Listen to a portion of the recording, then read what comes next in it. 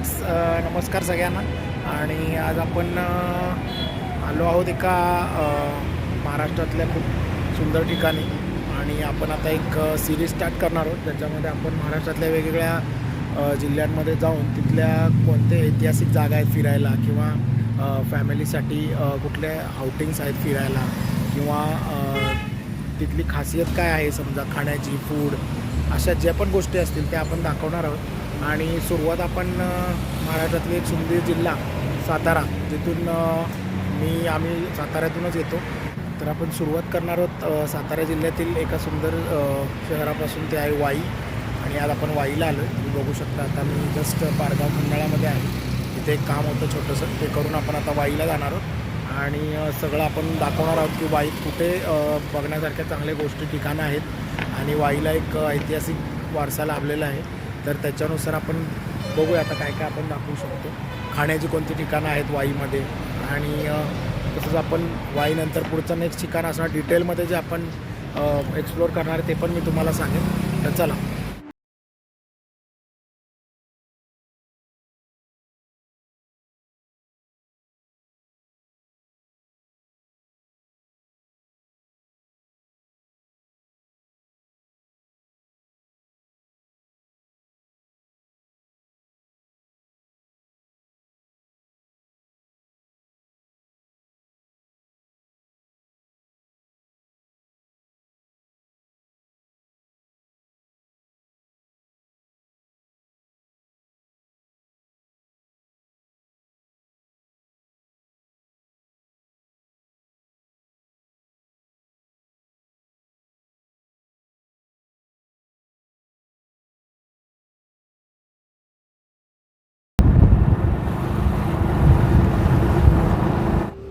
बघा आता वाईकडून धोमला जाताना एक राईटला हा टर्न आहे छोटा.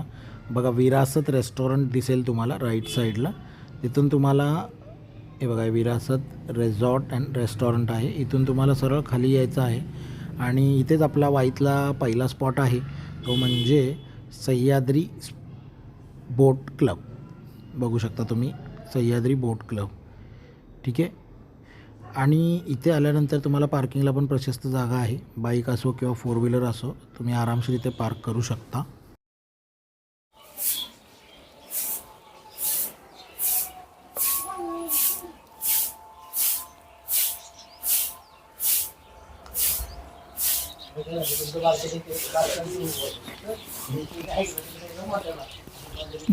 तर बघा आपण आता वाईमधल्या सगळ्यात पहिल्या स्पॉटला आलो आहे. ते म्हणजे जे ढोम धरण आहे इथे, त्या ढोम धरणाच्या ऑपोजिट बाजूला, म्हणजे त्या साईडला ढोम धरण दिसत असेल तुम्हाला, लांब आहे एकदम, कदाचित कॅमेरात विजिबल आहे की नाही माहिती नाही. तर ऑपोजिट साईडला इथे सह्याद्री बोटिंग क्लब आहे.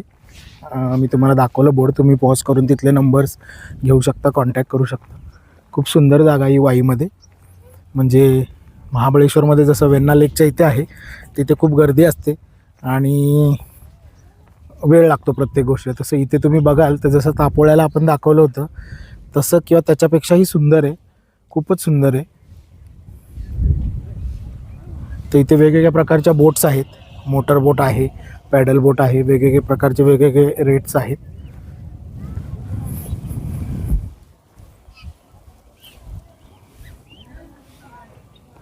तुम्ही यांना कॉन्टॅक्ट करू शकता.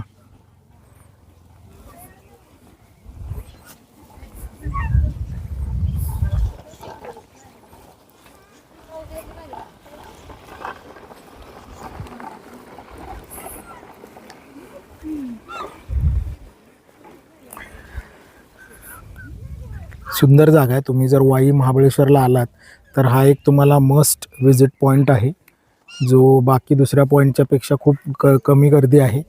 आणि तुम्ही इथे फॅमिली टाईम खूप छान स्पेंड करू शकता. बोटिंग करू शकतात, स्पोर्ट्स ॲक्टिव्हिटी आहेत, खाण्यापिण्याची पण सुविधा आहे, पार्किंगची सुविधा आहे. तर खूपच सुंदर आहे, मस्त आहे.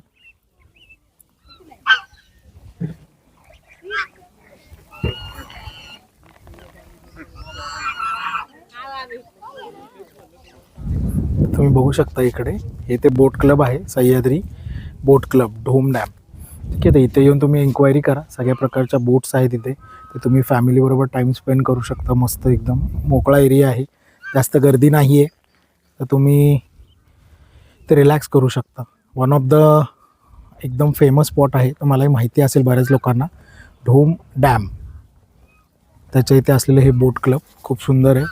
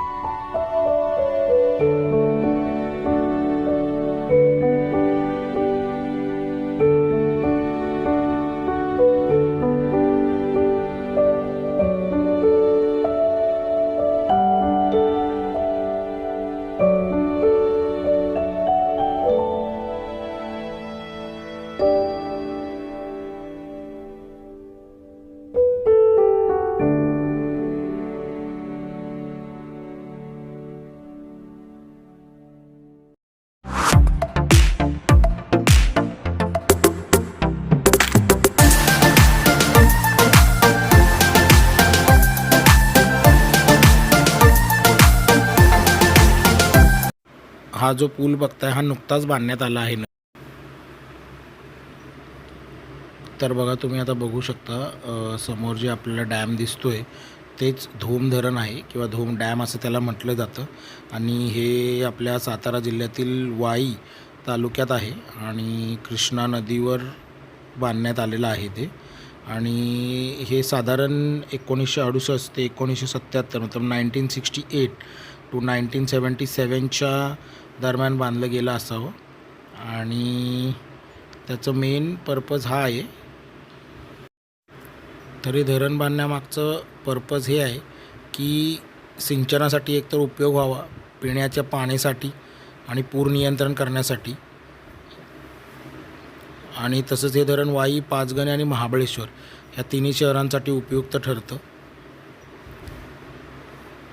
आणि ह्याचं नाव धोम धरण हे का पडलं त्याच्या मागे एक आख्यायिका आहे. ती म्हणजे धौम्य ऋषींशी संबंधित आहे. आणि ती काय आहे ते आपण पुढच्या ब्लॉगमध्ये बघू, ज्यामध्ये आपण जर टेम्पलचं सगळं इन्फॉर्मेशन देणार आहोत वाईमधल्या, तेव्हा आपण त्या गोष्टीबद्दल डिटेलमध्ये अजून माहिती बघूया. चला मग भेटूया पुढच्या ब्लॉगमध्ये.